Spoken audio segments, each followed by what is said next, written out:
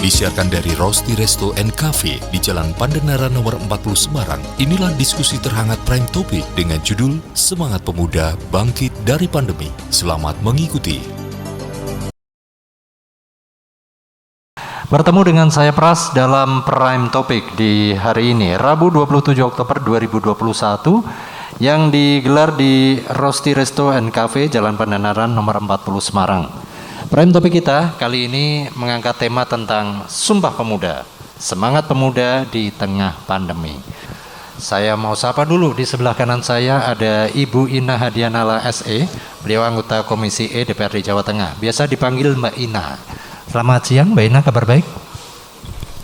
Selamat siang, Assalamualaikum warahmatullahi wabarakatuh. Pemirsa, Alhamdulillah siang ini kita sehat dengan Mbak Ina dari Komisi E DPRD Provinsi Jawa Tengah. Ya. Selanjutnya ada Ibu Insinyur Siti Mulyatmi Bernadeta, panggilannya Mbak Eta.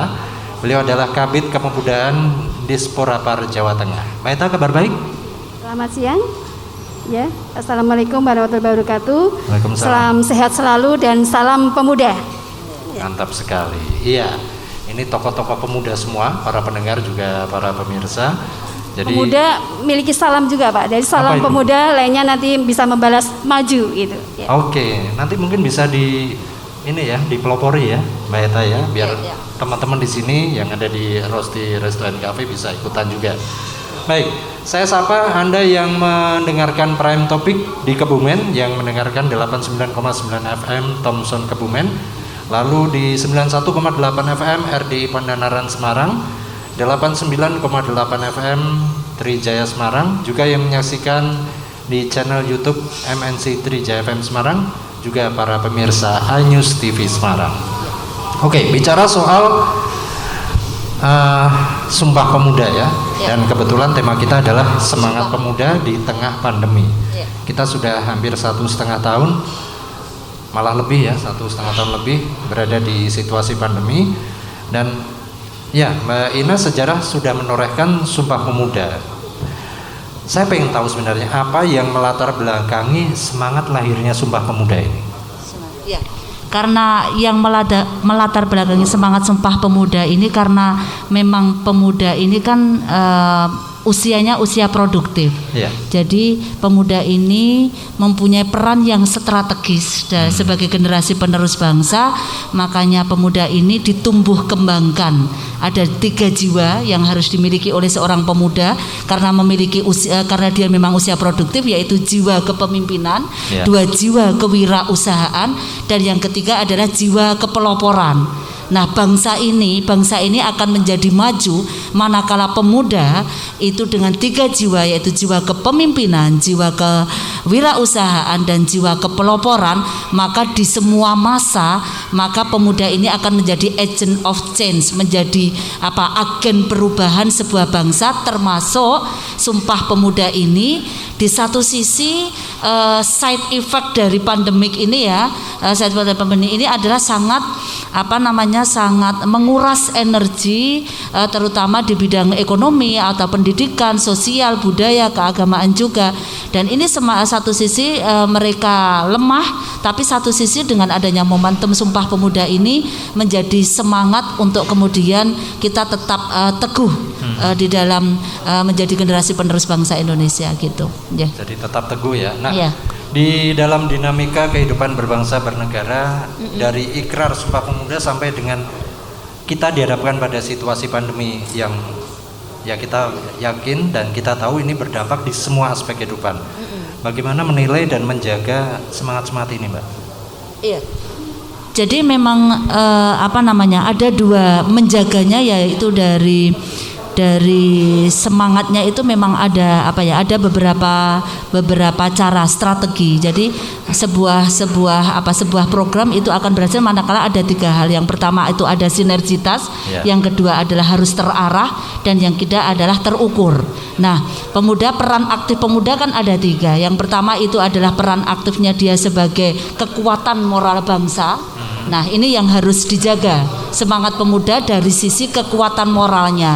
Jadi di dalam semua dimensi kehidupan itu secara etik, secara moralitas itu pemuda harus bisa meneguhkan itu, harus ada semangat itu karena pemuda sebagai kekuatan moral bangsa. Terus kemudian yang dari sisi spiritual, pemuda juga harus mengasah tidak cuma ada kecerdasan secara pikiran, tapi juga kecerdasan secara emosional maupun kecerdasan secara spiritual. Itu juga harus berimbang. Itu peran aktif pemuda sebagai kekuatan moral bangsa. Itu yang harus kita jaga. Betul, biar bangsa ini tetap teguh karena pemuda sebagai agent of change tadi. Kemudian yang kedua, pemuda sebagai peran aktif pemuda yang kedua itu sebagai kontrol sosial. Ya. Sebagai kontrol sosial, pemuda ini harus mempunyai partisipasi aktif. Partisipasi aktif dari pemuda yang kita harapkan itu adalah secara terencana, kemudian secara terarah dan terpadu, juga secara kontinuitas, berkesinambungan. Nah, itu yang harus dijaga. Jadi tidak mengenal masa, meskipun masa pandemik itu pemuda tetap harus mempunyai kontrol sosial, dan kontrol sosial itu dibuktikan dengan peran aktif pemuda, peran serta, harus proaktif, harus kreatif, harus inovatif. Nah, semangat ini yang dijadikan semangat pemuda tetap untuk bangkit dari pandemi. Nah, itu sebagai kontrol sosial. Yang ketiga sebagai agent of change tadi, sebagai agen perubahan. Nah, sebagai agen perubahan tadi yang dibutuhkan agen perubahan itu dengan 3 jiwa tadi, yaitu jiwa kepemimpinan, jiwa kewirausahaan, dan jiwa kepeloporan. Kalau jiwa kepemimpinan itu bagaimana pemuda harus terasah di dalam kehidupan, seluruh dimensi kehidupan, baik dia aktif di lingkungan masyarakat maupun di entitas terkecil dalam keluarga. Dia harus punya tanggung jawab moral karena sebagai pemuda untuk melangsungkan kehidupan keluarganya. Kemudian yang kedua juga dia aktif di ormas-ormas kepemudaan seperti KNPI, seperti Karang Taruna kan gitu. Kemudian yang jiwa kewirausahaan, memang pemuda harus mempunyai kemandirian secara finansial ekonomi gitu. Seperti itu. Dan yang ketiga jiwa kepeloporan. Jiwa kepeloporan pemuda itu memang pemuda ini menjadi garda terdepan generasi penerus bangsa. Bangsa ini akan tetap eksis meskipun di masa pandemik, manakala yang berada di garda terdepan itu adalah pemuda. Jadi memang pemuda ini sangat strategis. Betul. Sangat strategis, dan sebenarnya tugas pemuda sangat berat ya. Iya, tugas pemuda sangat berat, iya. Iya, tapi sebenarnya jangan dibuat berat. Iya, Mbak ya. Jangan dibuat berat, tapi dibuat enjoy gitu ya. Jadi pengalaman saya dulu waktu saya menjadi wakil ketua DPD KNPI Jawa Tengah, kebetulan saya juga pernah menjadi pengurus Fatayat, karena Fatayat itu kan pemudi NU, Fatayat Jawa Tengah.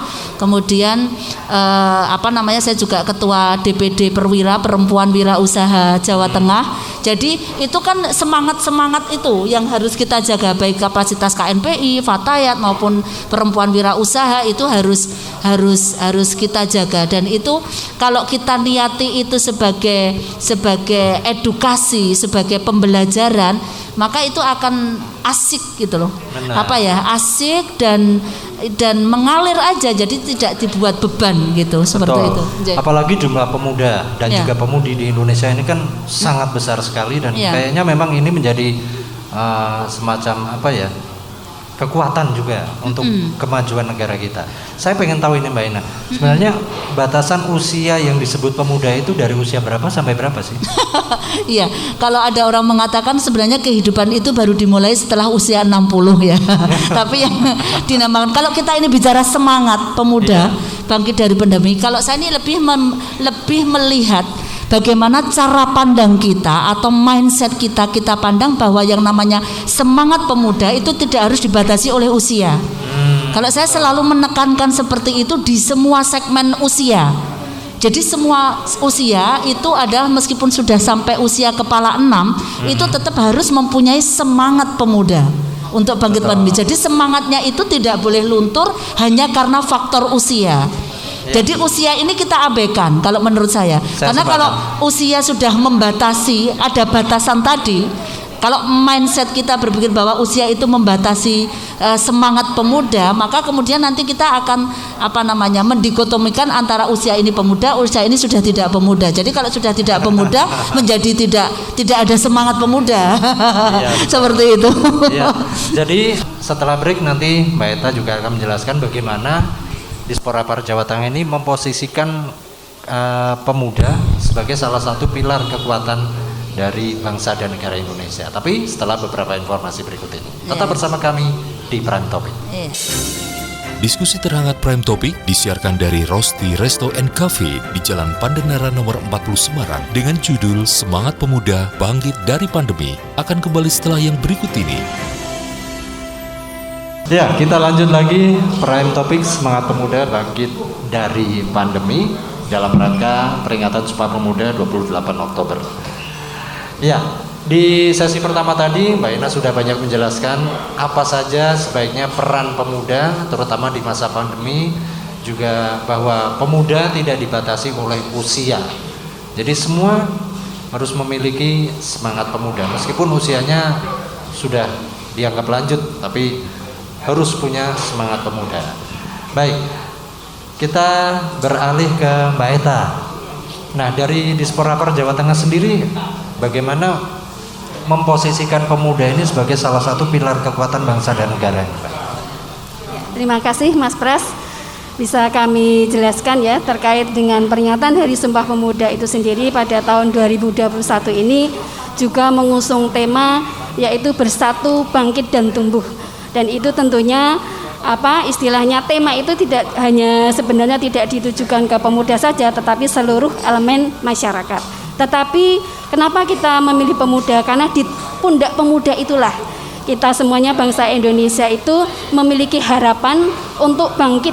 Jadi Indonesia ini yang 25% penduduknya itu adalah pemuda. Disitulah kita berharap bahwa dengan pemuda yang nantinya akan bangkit, maka perekonomian dan juga istilahnya pembangunan yang ada di Indonesia itu akan bangkit. Dan kita ketahui Mas Pras bahwa terkait dengan pandemi COVID ini segala sesuatu itu terdampak tidak hanya kesehatan tetapi juga pendidikan, kemudian juga perekonomian dan juga istilahnya kehidupan sosial itu semuanya berubah. Gitu. Untuk itulah maka kita perlu bersatu tidak pandang itu suku, ras dan semuanya, kita bersatu padu untuk bangkit dalam rangka pemulihan ekonomi, pemulihan bangsa ini menuju yang lebih bagus.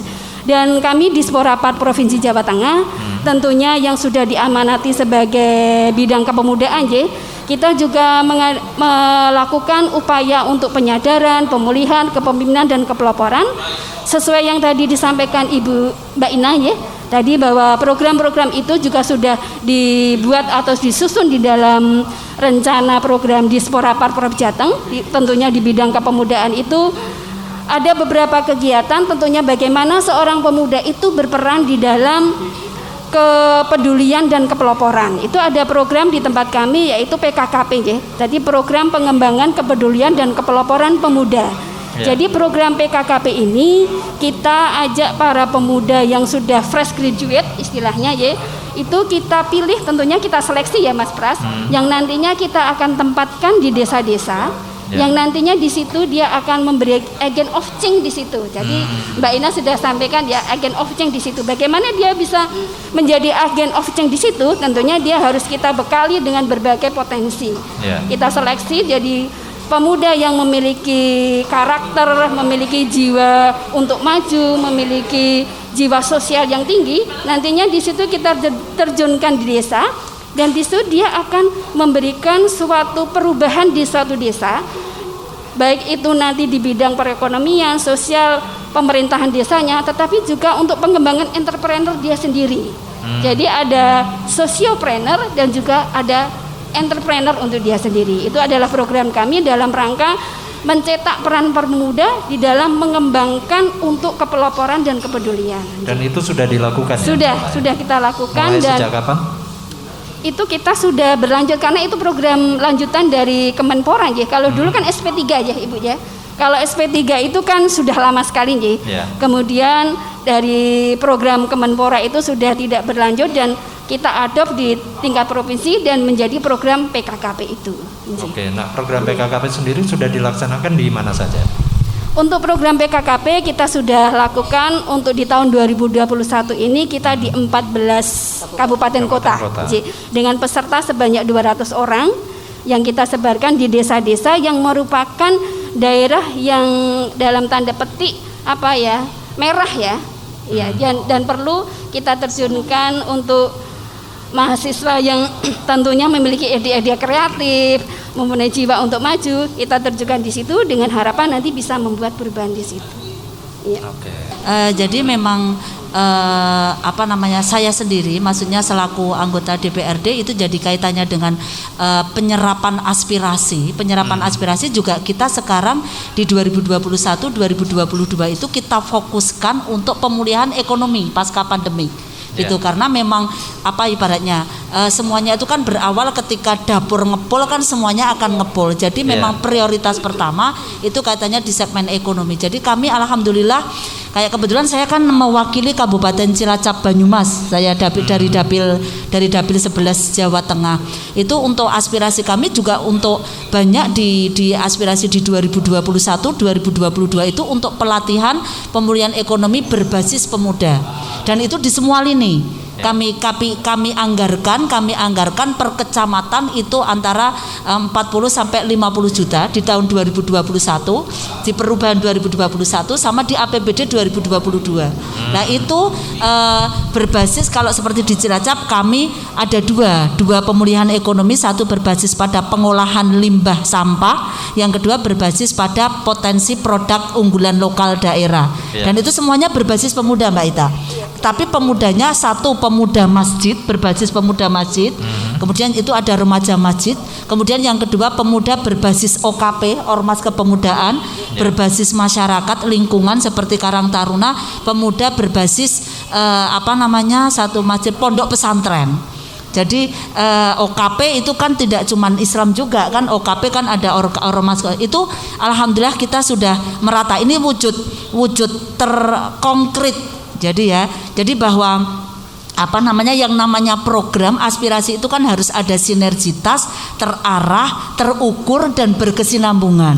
Nah, kami mencoba bahwa penyerapan aspirasi itu pun kami juga harus terukur untuk masyarakat. Jadi kami bertahap, alhamdulillah. Dan ini sudah, kalau kebetulan saya dari fraksi P3, ini kita komitmenkan di hampir semua daerah pemilihan di Jawa Tengah seperti itu. Itu kebijakan dari kami selaku dari fraksi P3. Kebetulan saya di Komisi E dan Komisi E juga OPD dari Disparpora, juga dari counterpart dari Komisi E untuk Disparpora seperti itu. Jadi ada sinkron ya antara pemerintah dengan DPRD. Iya, sinkron. Dan kami membuat perencanaan itu juga ketika kita buat RKPD kita juga selalu berkomunikasi, alhamdulillah. Jadi ketika nanti ada hal yang itu dieksekusi oleh Disparpora itu juga ada komunikasi. Jadi kami selaku pengambil kebijakan dengan pelaku kebijakan gitu ya, sama objek kebijakan yaitu masyarakat, itu harus disinergikan, terarah, terukur dan berkelanjutan. Nah itu seperti itu yang sudah kami coba bangun kapasitas saya sebagai Komisi E dan kapasitas Mbak Ita sebagai Disparpora. Dan contoh lagi Mas, sudah lama ya Mbak Ina ya? Iya, saya kebetulan kan yang mulai tahun 2019 2020 ya. Jadi karena kemarin pandemi kan mulai 2020. Benar. Ya, jadi kita ada beberapa anggaran dari APBD Provinsi Jawa Tengah memang direfocusing melalui beberapa dinas memang untuk fokus atau prioritas pada pemulihan pasca pandemik seperti itu. Pemulihan terutama ekonomi, karena dari ekonomi itu kan nanti akan merambah ke sosial budaya, ke pendidikan, ke yang lain seperti itu. Contoh itu Mas, sama yang sudah kami lakukan aspirasi itu alhamdulillah kayak pengolahan limbah sampah itu ya. Itu kan kita karena banyak PHK. Jadi bagaimana kita menjadikan sampah ini menjadi bank sampah. Yang tadinya bahwa masyarakat entitas terkecil yaitu keluarga, itu kan pasti punya sampah Mbak Ita. Yeah. Nah, yang tadinya masyarakat sebagai keluarga itu kalau dia buang sampah itu bayar lewat DLH, ini bagaimana dia ketika buang sampah itu justru dibayar. Jadi setiap masyarakat entitas terkecil itu dia menjadi nasabah bank sampah. Dan itu pelopornya, penggeraknya itu adalah pemuda. Itu. Kalau di segmen pondok pesantren ya pemuda pondok pesantren, di segmen Karang Taruna ya Karang Taruna. Jadi itu seperti itu. Jadi ini memang bagian dari momentum semangat pemuda tadi. Jadi pemuda punya peran strategis karena memang di pundak pemuda inilah, di masa usia produktif inilah, maka bangsa ini kemudian menjagake ya bahasa Jawanya, dijagake itu pemuda itu yang dijagake betul. Iya, gitu Mas Pras. Iya. Ya, benar sekali Mas Pras. Jadi yang disampaikan Mbak Ina tadi terkait untuk pemulihan ekonomi dengan keterlibatan pemuda, dan memang inisiasi dari Komisi E juga ya Bu, dari Dewan untuk menyusun perda yang itu tahun 2021 ya Bu, perda tentang kepemudaan nomor 4 tahun 2021 sudah disusun, dan itu tentunya sebagai dasar hukum kami untuk melangkah lebih jauh bagaimana kita memberikan penyadaran, pembimbingan, pelatihan untuk menuju pemuda yang lebih tangguh.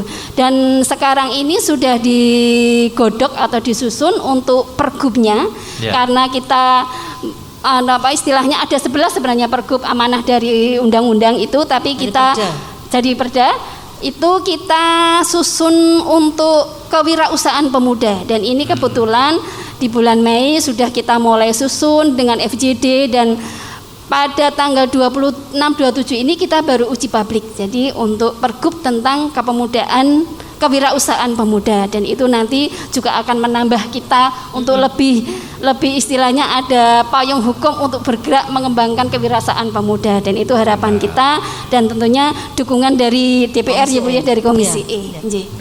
Iya Mas Pras. Jadi memang sebagai wujud nyata kami dari Komisi E DPR di Provinsi Jawa Tengah, kami karena semangat pemuda ini harus menyemangati semua elemen masyarakat seperti kata Mbak Ita, kami bikin perda. Jadi kami sajikan kepada masyarakat bahwa ini loh, kami berjuang itu terukur mulai dari pengambilan kebijakan, mulai dari penganggaran sampai kami pada proses monitoring, karena fungsi kebijakan ya perda kepemudaan nomor 4 tahun 2021 sekarang lagi disusun pergubnya, itu kan memang jadi kebijakan terkait semangat pemuda untuk bangkit dari pandemik, memang dimulai dari kebijakannya juga kan gitu.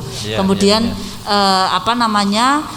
untuk penganggarannya juga kita refocusing untuk prioritas pada pemulihan ekonomi gitu. Baik. Ya, itu yang harus digarisbawahi ya para pendengar pemirsa. Kita akan break dulu dan tetap bersama kami dalam Prime Topic.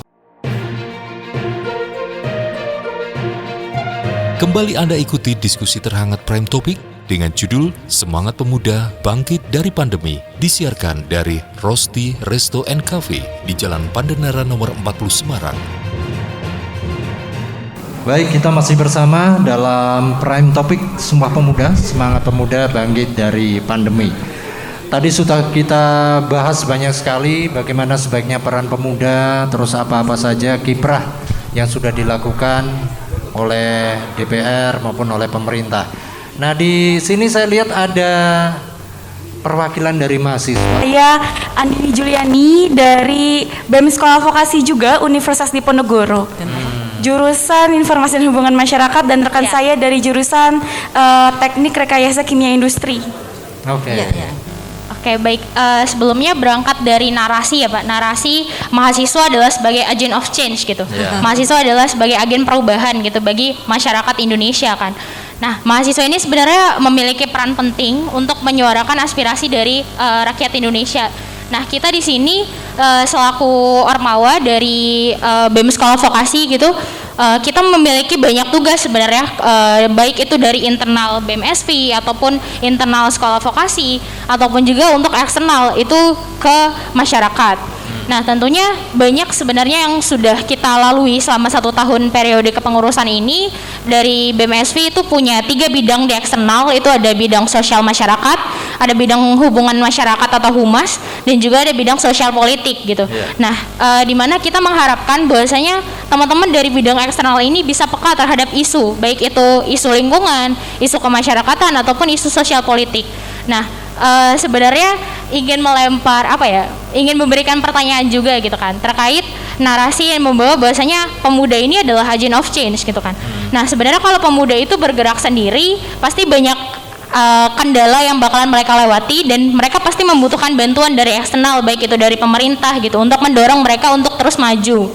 Nah, maka dari itu sebenarnya pengen bertanya sih gitu kan, sampai saat ini mungkin saya merasa terbantu di bidang akademik ya gitu, tapi untuk di bagian kemasyarakatan gitu, mungkin orang-orang yang tidak memiliki kesempatan sebaik saya gitu yang bisa berkuliah gitu kan. Nah, mungkin pemuda-pemuda di luar sana yang tidak memiliki kesempatan itu, mungkin pemerintah apa aja sih gitu yang bisa dilakukan oleh pemerintah untuk membantu teman-teman saya di luar sana yang mungkin tidak berkesempatan baik seperti saya gitu. Mungkin pertanyaannya itu dulu kali ya Pak. Ya. Oke. Langsung dijawab Mbak Ina? Iya, terima kasih. Silakan. Terima kasih adik-adik cantik ya. Saya dulu juga Undip kebetulan, BEM Undip juga dulu ya. Saya dari Fakultas Ekonomi tahun 93, udah tua. Sekarang anak saya yang udah di sana. Ya Mbak, jadi kebijakan pemerintah ya salah satunya tadi yang sudah disampaikan oleh Mbak Ita tadi ya. Bagaimana? Jadi gini. Kita ini untuk Sumpah Pemuda sebagai semangat pemuda itu dalam rangka pemuda tadi mempunyai 3 jiwa tadi. 1 jiwa kepemimpinan, 2 jiwa kewirausahaan, 3 jiwa kepeloporan. Manakala semua pemuda Indonesia yang disemangati tadi adanya perda kami dari kebijakan, kemudian ada program-program yang sudah diluncurkan oleh dinas, ini kemudian terintegrasi dengan aktivitas atau peran serta pemuda sehingga pemuda mempunyai 3 jiwa, maka itu sebagai program untuk kemudian memotivasi pemuda untuk bisa belajar. Nah, jadi kalau saya dulu waktu jadi mahasiswa itu bukan gini, mindset yang dibangun itu bukan saya kuliah biar kita bisa bekerja, tapi bukan. Tapi bagaimana saya bekerja biar bisa kuliah. Jadi harusnya seorang mahasiswa yang dikatakan sebagai kategori pemuda harusnya sudah mempunyai jiwa kemandirian secara finansial. Jadi jangan sampai dikatakan pemuda tapi kita kuliah masih minta uang saku dari bapak ibu. Itu artinya kapasitas sebagai pemuda itu belum berhasil. Tapi kalau kita bekerja sehingga saya bisa bayar kuliah. Jadi saya dulu bekerja itu untuk kuliah. Saya S1 itu bekerja untuk biar kuliah S1. Kemudian bekerja lagi biar bisa melanjutkan S2. Jadi itu mindset yang dibangun dari pemuda, sehingga dari situ kita memotivasi pemuda itu bekerja itu untuk bisa kuliah. Saya juga punya usaha, namanya usaha saya Samara, CV Samara Furniture, ada Samara kemudian pembuatan air kesehatan, air minum kesehatan. Itu juga syarat orang yang mau bekerja di tempat saya, yang mau menjadi SPG-nya, syaratnya harus mau kuliah. Jadi gini, jadi yang saya ambil bukan orang-orang yang lulusan kuliah Mbak Ita, tapi yang saya ambil adalah anak-anak yang mempunyai keinginan bekerja biar bisa kuliah. Jadi tadi kan pertanyaan Mbak kan bagaimana yang tidak mempunyai kesempatan gitu ya. Kesempatan itu kalau kita pemuda, kesempatan itu kita ciptakan, kesempatan itu kita bangun. Jadi semangat pemuda tadi itu semangat pemuda, yang namanya semangat pemuda itu semangat menciptakan, semangat membangun, semangat berperan serta, semangat berperan aktif, bukan semangat menunggu. Nah seperti itu dari saya. Iya. Jadi apa yang disampaikan Mbak Ina ini sebenarnya kalau kita ketemu dari dulu, saya bisa ikutan Mbak gitu kan. Panjenengan senior saya, panjenengan 93, saya 94 gitu. Cuma dulu orang tua saya melarang saya bekerja. Karena mereka ingin fokus saya di kuliah. Meskipun kadang-kadang saya juga ngamen juga di luar gitu kan. Saya juga. Ini semangat pemuda udah terbangun tuh. Iya, ngamen. Iya, saya juga. Jadi saya kuliah itu kalau sore saya ngajar TPQ. Kalau di sela-sela jam saya ngajar SD. Kalau malam saya mengajukan proposal kepada pemilik hotel. Pokoknya pengusaha-pengusaha di Semarang, saya di Undip, itu saya ngajar ngaji privat.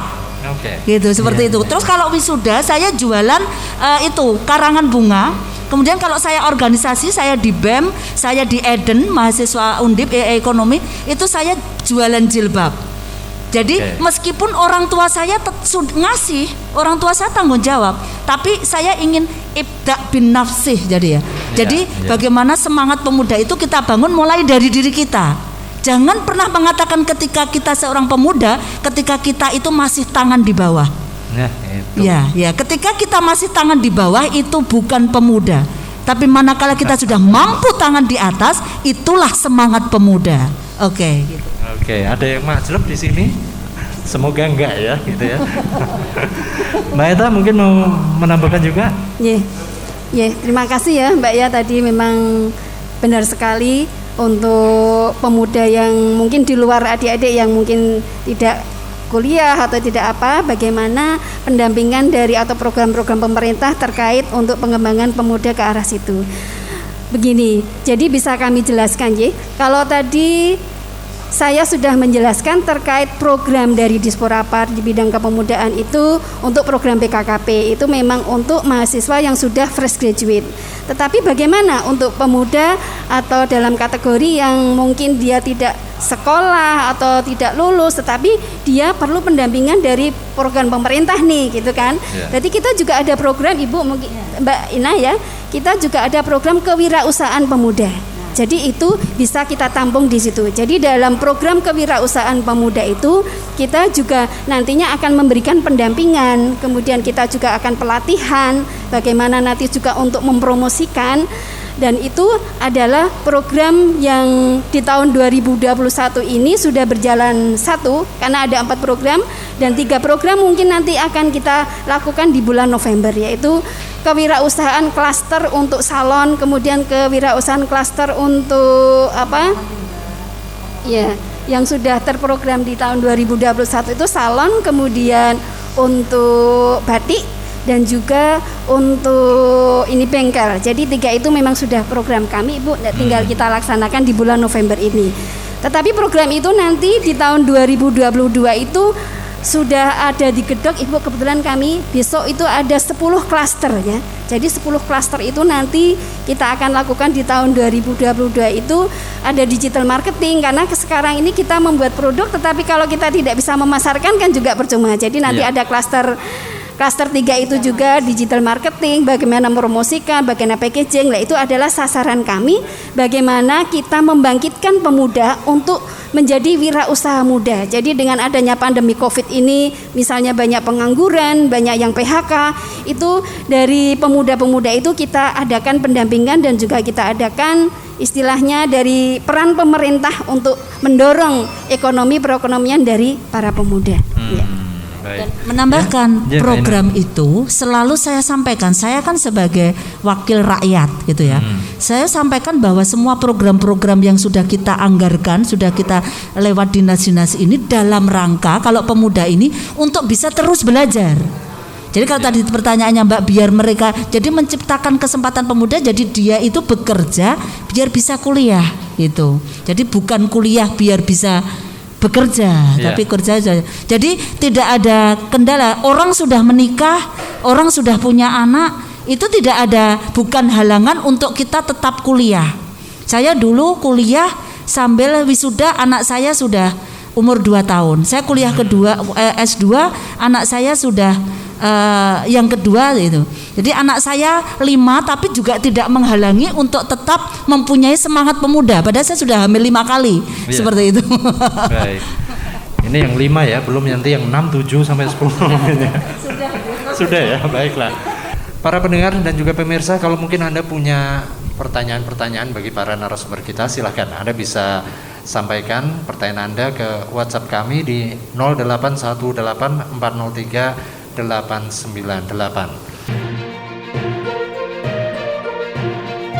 Kembali Anda ikuti diskusi terhangat Prime Topic dengan judul Semangat Pemuda Bangkit dari Pandemi, disiarkan dari Rosti Resto and Cafe di Jalan Pandenara nomor 40 Semarang.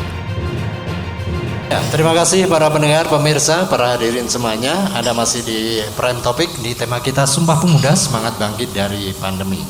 Nah, sesi ini saya persilahkan untuk para hadirin yang ada di sini. Tadi dari BEM sudah, sekarang ada Pak Pujo Rahayu Rizan. Saya persilahkan Pak Pujo. Saya apresiasi kepada dua wanita ya, dua perempuan jadi narasumber. Ada beberapa catatan, tapi sebelum ke sana saya kepingin flashback dulu. Artinya begini, Sumpah Pemuda 1928,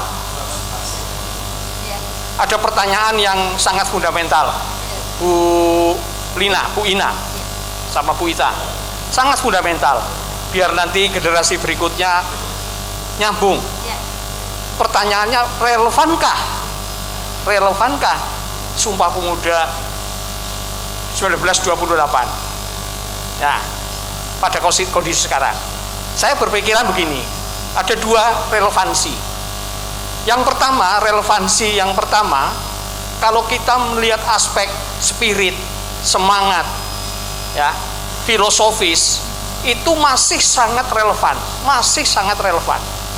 sampai sepanjang zaman, katakanlah begitu, sepanjang negara kita masih berdaulat merdeka. Nah, ini yang jadi masalah. Relevansi yang kedua itu dikaitkan dengan kondisi sekarang. Adik-adik yang milenial itu kan harus ada komunikasi antar generasi. Itu kan zaman dulu. Nah, maka Anda berdua sebagai jangkar, dikatakan senior banget ya belum, tapi muda sekali juga, nun sewu sudah enggak. Tengah ya Pak. Apalagi sudah 5 kali hamil tadi ya. Ya. Jadi Karena hamilnya dari usia muda. yes. Jadi kan sudah di atas generasi ini, tapi masih di bawah saya. Nah, posisi panjenengan itu luar biasa sebagai jangkar. Jangkar mengkomunikasikan generasi di atas panjenengan untuk komunikasi di bawah panjenengan. Nah, ini menurut saya ini yang menjadi problem kita. Jadi kadang-kadang bisa jadi bagi dia eranya mereka itu relevansinya semakin tipis, ya bisa jadi loh. Saya bukan berarti saya menjudge bahwa tidak ada relevansinya, tapi semakin tipis saya pikir, ya. Nah ini tugas kita, lebih-lebih tugas Anda karena Anda adalah jangkar.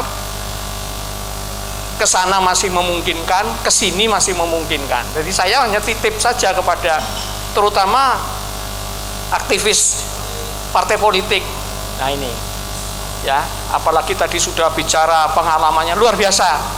Kelihatan kalau orang organisasi itu kelihatan. Fatayat dan sebagainya. Nah, catatan saya terakhir ini. Saya titip kepada panjenengan yang satu itu tupoksinya di sana, kan panjenengan tidak eksekusi. Bisa membuat anggaran tapi tidak bisa membelanjakan anggaran itu, dititipkan di sana. Nah, ini juga harus ada komunikasi. Ya. Nah, bicara komunikasi, menurut saya ada dua aspek, saling memahami. Bicara saling memahami siapa dulu. Nah, menurut saya yang berkepentingan lebih dulu. Kita berkepentingan sekarang. Panjenengan berkepentingan. Jadi ketika panjenengan statement pemuda itu harus punya kepemimpinan, kepeloporan dan kewirausahaan, tapi panjenengan tidak menyesuaikan kebutuhan mereka, kan percuma. Mumpung mau aji mumpung yang positif. Mumpung panjenengan di sana punya otoritas anggaran, punya otoritas pengawasan, punya otoritas legislasi. Nah, itu menurut saya itu sangat strategis. Terima kasih. Wassalamualaikum warahmatullahi wabarakatuh. Waalaikumsalam. Terima kasih Pak Pujo Rahayu. Ya, tadi Pak Pujo sudah, masih ada Andini ini tadi belum ngomong ini. Silakan. Di sini Andini hanya ingin mengasih dan memberikan tanggapan terkait semua yang dibicarakan tadi. Sangat menarik dan interest sekali ya, karena Sumpah Pemuda yaitu hadir dalam keadaan jiwa pemuda yang mana semangat dan juga tingkat spiritnya untuk lebih tahu lagi gitu kan ya. Kita sebagai disebut dengan generasi milenial atau generasi Z yang sangat berperan penting sekali untuk nantinya ke depannya menjalankan semua relevansi yang ada di Indonesia. itu. Dan nantinya tugas kami melanjutkan dan meneruskan jiwa rasa itu untuk melakukannya. Dan menurut dengan experience dan pengalaman saya sendiri terkait pemuda, saya waktu itu pernah mengikuti yang namanya sekolah saya termasuk sekolah sehat. Nah, di situ ada kegiatan yang namanya bank sampah. Saya sangat tertarik sekali dengan program Ibu mengenai tadi kegiatan yang mana saat ini peran wirausaha atau pemuda berwirausaha itu sangat berperan sekali ya untuk mengelola keadaan, baik itu contohnya yang saya sendiri pernah jalani yaitu dengan adanya bank sampah. Nah, banyak sekali saat ini sampah plastik ataupun botol plastik yang mungkin kita ketahui masyarakat itu hanya sekali minum langsung buang. Itu sangat disayangkan sekali, padahal waste-nya itu luar biasa untuk penguraian sampahnya. Nah, dari teman-teman kita menjalankan kegiatan yang namanya bank sampah dan itu menghasilkan uang. Dan itu menurut saya dan serta teman-teman dengan hasil uang ini kita bisa mengelola gitu. Yang jadinya awalnya sampah plastik deterjen bisa dijadikan tas, dan sampah saset kopi bisa dijadikan dompet ataupun bisa dijadikan keranjang.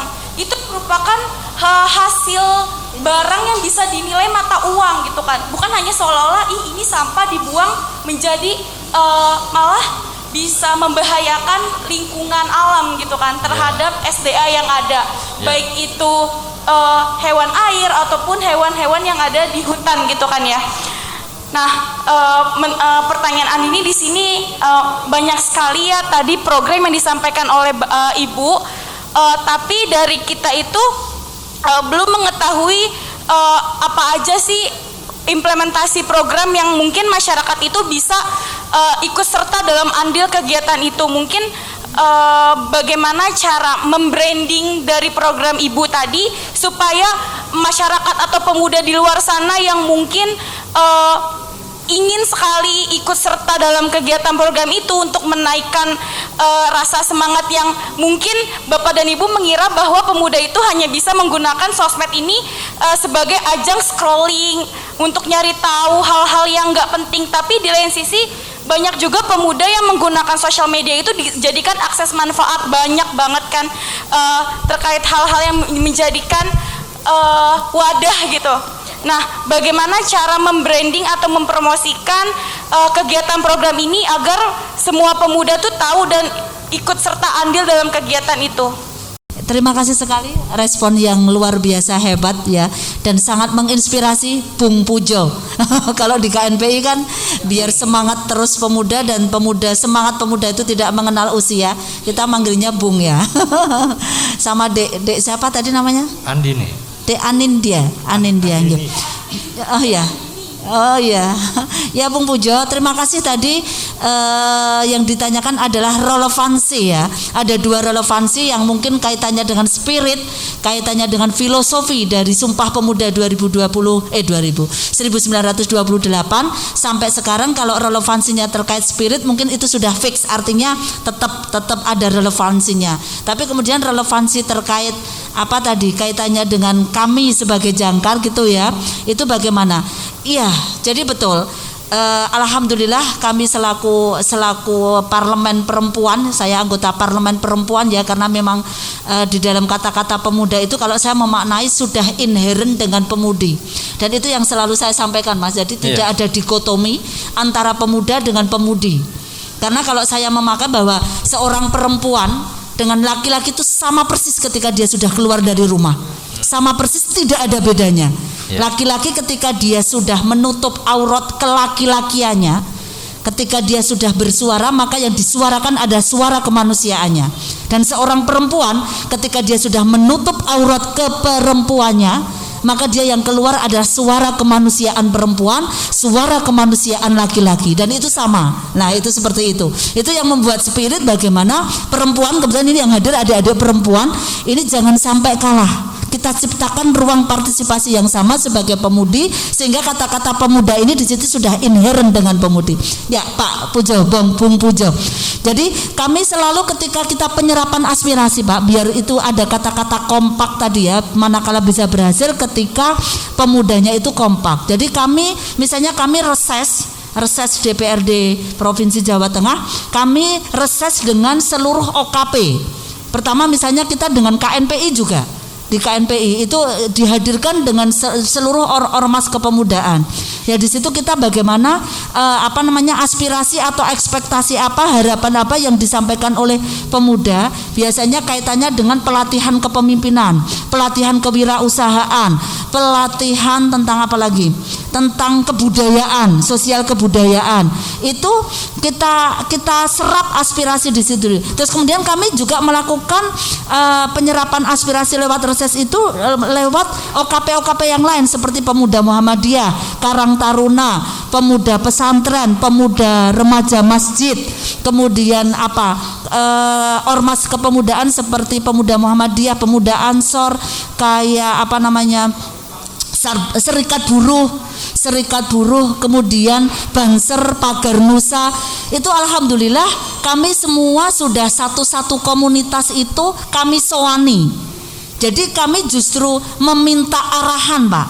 Kami meminta aspirasi dari mereka, kira-kira apa yang menjadi harapan dari teman-teman pemuda yang bisa kita akseskan dari provinsi. Jadi lewat kami. Jadi seperti itu cara kami merekatkan biar mereka kompak. Muaranya menjadi agent of change, menjadi agen perubahan. Iya, gitu Mas. Baik, Mas terima kasih ya. Mbak Ina. Ya. Mbak Eta, monggo Mbak. Untuk dari dua pertanyaan yang sangat bagus sekali dari Bung Pujo dan juga dari Mbak Disa terkait apakah relevan untuk istilahnya Sumpah Pemuda yang sejak tahun 1928 dengan yang sekarang ini. Mungkin bisa kami tanggapi bahwa semangatnya Bang Pujo, bahwa semangat untuk Sumpah Pemuda yang tahun 1928 itu bagaimana pemuda saat itu yang dipelopori oleh Sugondo yang pada tahun 2008 itu berusia 23, tetapi dia mempunyai semangat untuk mempersatukan pemuda saat itu yang terdiri dari beberapa suku, ras, agama. Itu dia memiliki jiwa untuk mempersatukan. Itu adalah sesuatu hal yang wow ya. Berarti bagaimana pemuda yang dahulu sudah mempunyai wawasan yang luas untuk mempersatukan. Padahal negara pada saat itu belum merdeka ya. 17 tahun baru kita merdeka tahun 45. Tetapi semangat untuk bersatu, membuat suatu bangsa Indonesia itu sudah ada di pundak pemuda saat itu. Bagaimana pemuda yang sekarang ini di era milenial ini kita mewarisi sikap-sikap yang ada pada saat itu. Tetapi tentunya dengan era globalisasi ini kita ada suatu perkembangan bagaimana mewarisi sikap untuk bersatu, kemudian bangkit dan tumbuh. Itu adalah era yang sekarang harus pemuda yang digerakkan sesuai dengan tema yang sekarang ini Sumpah Pemuda. Maka kita usung itu bersatu, bangkit dan tumbuh. Itu adalah era dari generasi muda yang milenial ini, bagaimana kita memiliki semangat itu untuk tumbuh. Jadi sangat relevan ya Bung Pujo terkait dengan Sumpah Pemuda itu. Untuk itu yang pepeling asih itu mungkin sudah pernah dengar pepeling asih. Pernah dengar? Belum pernah. Maka dari itu sebentar. Saya bisa jelaskan. Kalau pepeling AC itu sebenarnya suatu organisasi pemuda yang bergerak di bidang lingkungan hidup. Jadi pemuda peduli lingkungan hidup bersih dan asri. Itu mungkin memang itu baru terbentuk 2 tahun ini. Berarti di situ adalah organisasi pemuda yang dia akan istilahnya menyuarakan untuk keadaan lingkungan, misalnya pengelolaan sampah, bersih-bersih sungai, dan itu kita adalah binaan dari Kemenpora ya, dan itu mungkin bisa termasuk di wadah pepeling asih itu. Jadi tentunya bisa mengakses misalnya untuk mahasiswa atau istilahnya pemuda yang ingin tergabung di dalam organisasi untuk lingkungan hidup, ada sendiri wadahnya. Kemudian mungkin bisa kami tambahkan tadi Bung Pujo terkait KNPI, kebetulan di Disporapar juga ada program untuk kemitraan dan kelembagaan. Jadi Ibu Bu Ina, mungkin Mbak Ina, kita juga ada program itu dan mungkin bisa terwadahi di kami bagaimana organisasi kepemudaan itu nantinya sebagai mitra dari pemerintah ya. Baik, iya. Terus ini Mas Apa, Mbak? Mas Pras menambahkan. Iya, Jadi Mbak Ina. kalau kaitannya caranya gimana? Contohnya, kami melakukan pemberdayaan ekonomi berbasis pengolahan limbah sampah tadi, dan itu semua segmen, OKP, Karang Taruna, Pemuda Ansor, Muhammadiyah, KNPIC itu sendiri, itu dengan mengajukan proposal. Ya, jadi kami mengajukan proposal untuk kemudian harus sudah berbadan hukum. Kalau pesantren juga syaratnya pesantren itu harus sudah berbadan hukum. Kalau atas nama yayasan berbadan hukum, atas nama ormas juga sudah ada badan hukumnya sebagai ormas yang sudah terdaftar di Kesbanglinmaspol seperti itu.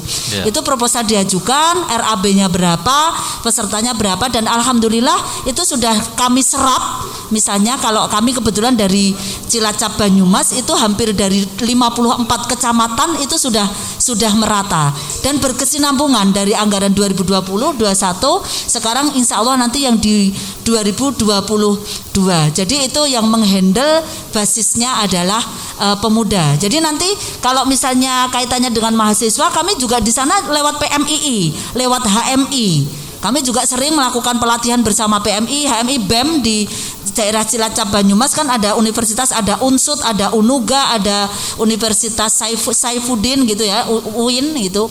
Itu kami juga melibatkan. Jadi memang kami prioritas untuk sebagai penggerak agent of change itu adalah lewat pundak pemuda. Iya, Mas Pras gitu. Baik. Banyak sekali yang sebenarnya sudah dilakukan dan nantinya juga akan lebih banyak lagi. Kita akan dengarkan bersama statement closing dari para narasumber, dari Mbak Ina, kemudian nanti Mbak Eta. Saya persilakan Mbak Ina lebih dulu. Ya. Terima kasih Mas Pras. Ya, semuanya pendengar setia acara Prime Talk ya, Prime Topic pada siang hari ini. Salam pemuda. Apa tadi jawab? Maju. Iya, ulang ya. Salam pemuda. Maju. Iya, terima kasih. Iya, closing statement pada siang hari ini alhamdulillah sebenarnya dari tadi kita bicara semangat ya. Jadi kalau sudah kata-kata semangat pemuda itu sudah cukup sebenarnya itu closing statementnya. Karena pemuda tadi harus mempunyai 3 jiwa yang harus kita teguhkan di hati semua pemuda Indonesia, yaitu tadi jiwa kepemimpinan, 2 jiwa kewirausahaan, 3 jiwa kepeloporan. Manakala 3 jiwa itu, wahai pemuda, pemudi Indonesia, maka 3 itu menjadi maka pemuda ini akan bisa menjadi agent of change, menjadi kontrol sosial dan menjadi kekuatan moral generasi penerus bangsa sehingga bangsa Indonesia ini bisa eksis dan bisa kembali bangkit dari pandemik. Termasuk dari 3 jiwa tadi ini dalam rangka kita mencegah pandemik lagi, mencegah penularan Covid dengan 3M tadi ya Pak ya. 3M yaitu mencuci tangan, itu harus kita tegakkan betul, kemudian menutup masker, memakai masker, dan yang ketiga adalah menjaga jarak, social distancing, kemudian ditambah dengan vaksinasi. Jadi kami selaku DPRD Bung Pujo, Mbak Nadia, setiap kami turun ke bawah menyapa. Tadi kalau dikatakan bagaimana kita di masyarakat itu kita menyapa, mendengar dan memahami. Ya, dalam rangka menyapa, mendengar dan memahami. Ada 3 kaitannya dengan pandemik tadi, 3M, kemudian vaksinasi itu yang harus secara inherent terintegrasi di semua dimensi kehidupan, di setiap program. Yang 3 adalah 3T, yaitu tracing, testing dan treatment. Ya, 3T itu yang harus kita selesaikan. Itu saja closing statement dari saya. Mudah-mudahan tetap semangat ya untuk pemuda Indonesia, dan benar-benar momen Sumpah Pemuda ini menjadi starting point lagi di era pandemi ini untuk kita tetap bangkit dan memulihkan keadaan bangsa Indonesia ini menjadi maju lagi. Terima kasih. Baik. Ya, terima kasih Mbak Ina. Dilanjut Mbak Eta. Mungkin saya hanya kata-kata penyemangat untuk pemuda aja ya. Ya, maju dan bergeraklah pemuda untuk Indonesia menjadi lebih baik. Terima kasih. Oke, baik. Iya, para pendengar, pemirsa, para hadirin semuanya, karena waktu kita juga sangat terbatas, jadi kita nggak bisa lanjut lagi ngobrol kan. Meskipun saya masih pengen ngobrol lebih banyak ya. Jangan lupa, saya masih pemuda soalnya gitu. Jadi masih pengen tahu lebih banyak lagi. Tapi ya paling tidak kita sudah dapatkan garis besarnya, clue-nya bagaimana sebagai pemuda kita harus bersikap dan bagaimana kita bisa lepas dari pandemi. Baiklah, kita akhiri prime topik kali ini. Saya ucapkan terima kasih kepada narasumber, terima kasih kepada para hadirin, terima kasih para pendengar dan juga pemirsa. Saya Pras dan seluruh tim Prime Topic undur diri. Kita ketemu lagi di Prime Topic edisi berikutnya dengan tema yang juga nggak kalah menarik. Sampai jumpa.